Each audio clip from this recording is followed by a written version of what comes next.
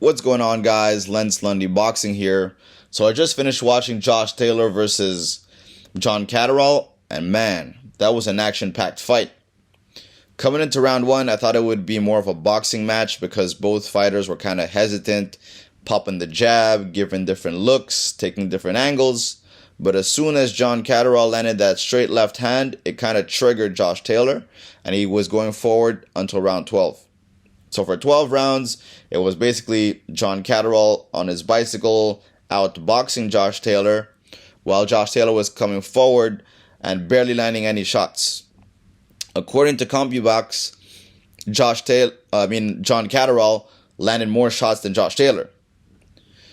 But according to the scorecards, Josh Taylor won. So the fight could have went either way, in my opinion. Josh Taylor won by split decision.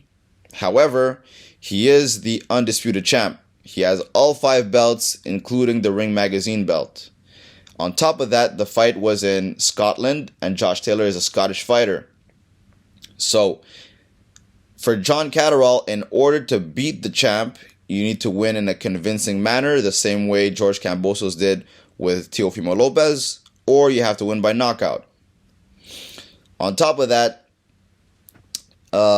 Jack Catterral had scored a knockdown in round 8. You would have thought it would have been enough to win the fight, but it wasn't enough. On top of knocking down Josh Taylor, he was able to cut Josh Taylor on top of his eye. Now, if Josh Taylor had a different game plan, if he were to box Jack Catterral, he would have probably won an easy fight. He made the fight very, very difficult for himself, because I do understand that, he's in his hometown. He wants to score a big knockout. There's a big hometown pressure, right? So he was looking for the knockout all night long. So he was going forward and just trying to knock out Jack Catterral, while Jack Catterral was just out boxing Josh Taylor. If Josh Taylor probably went to the body a little bit more, he would have probably slowed down Catterral a little bit more. However, Catterral was slowing down in the later rounds, and it would have probably been an easier fight for Josh Taylor, but he made it a scrap. What's next for these two fighters?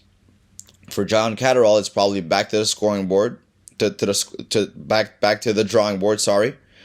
In my opinion, they should have a rematch, but will promotions will Top Rank or whoever want to promote that fight for a rematch? I don't think so. No one really wants to see that fight again. However, Jack Catterral does deserve a rematch because it was a very close fight and he could have won that fight. Now, for Josh Taylor, probably is going to fight his next mandatory, or I don't think he has any plans of moving up in weight. For Jack Catterral, like I said, back to the drawing board.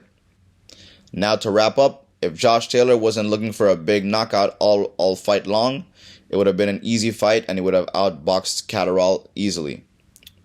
The fight could have went either way, in my opinion. I don't really think it was a robbery. However, you could call it a robbery. I would have been content with either fighter winning, but, to beat the champ, you have to beat him convincingly or knock him out. Anyways, guys, wrapping up. I'll see you guys in the next video. Don't forget to like, share, leave a comment below, subscribe if you haven't. Peace out. I'll see you guys next time.